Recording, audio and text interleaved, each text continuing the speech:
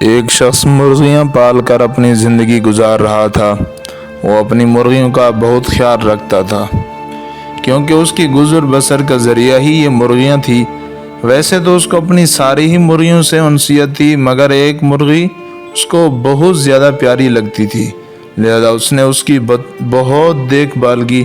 بعض اوقات تو یہ عالم ہوتا تھا کہ وہ اس مرغی کو اپنے ساتھ اپنے کمرے میں سلاتا تھا۔ اس کا مرغی فارم اپنے طریقہ کار کے مطابق ٹھیک چل رہا تھا اور ایسی کوئی پریشانی نہیں تھی۔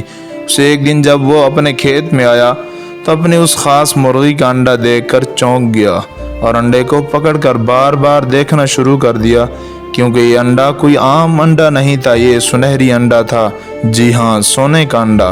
تو اس نے بھنگڑے ڈالنا شروع کر دیے اور کہنا شروع کیا کہ میری تو قسمت ہی کھل گئی، میں امیر ہو جاؤں گا، بہت امیر ہو جاؤں گا۔ انڈا بازار میں بیچنے کے بعد اس نے گھر میں ضرورت کی چیزیں حاصل کرنا شروع کر دی۔ اگلے دن اس نے مرغی فارم میں جا کر دیکھا تو مرغی نے پھر سونے کا انڈا دیا، تو اس کا تو خوشی کے مارے برا حال ہو گیا۔ اب اس کے دل میں عجیب عجیب خیال آنے لگے۔ اس نے سوچا کہ میں اب اپنے گاؤں کا سب سے امیر آدمی بن جاؤں گا۔ اب اس نے پھر بازار کا چکر لگایا اور بہت ساری چیزیں خرید لایا۔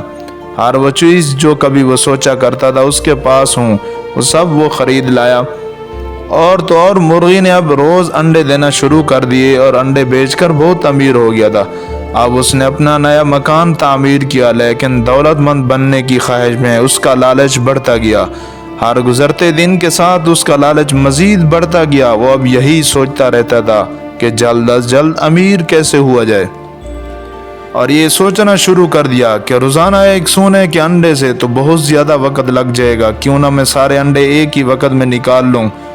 مرغی سے یہی سوچتے سوچتے وہ سو جاتا اور صبح اٹھ کر اپنے مرغی کے فارم میں واپس آتا اور کہتا ایسا لگتا ہے کہ آج بھی صرف ایک انڈا، میں جلدی سے مالدار نہیں ہو پاؤں گا، میں ایک بار میں سارے انڈے نکال دیتا ہوں، اس طرح سے کہ مجھے ایک بار میں سارے سنہری انڈے مل جائیں گے۔ وہ مرغی کو ذبح کرنے کا پروگرام بناتا ہے، لالچ میں اتنا اندھا ہو جاتا ہے کہ مرغی کو ذبح کر دیتا ہے، اور جب پیٹ چاک کرتا ہے تو دیکھتا ہے یہاں تو ایک ہی سنہری انڈا بھی نہیں ہے۔ وہ رونا اور چیخنا چلانا شروع کر دیتا ہے، خدا، میں نے کیا کیا؟ میں نے اپنی لالچ کی وجہ سے اپنا نقصان کر لیا۔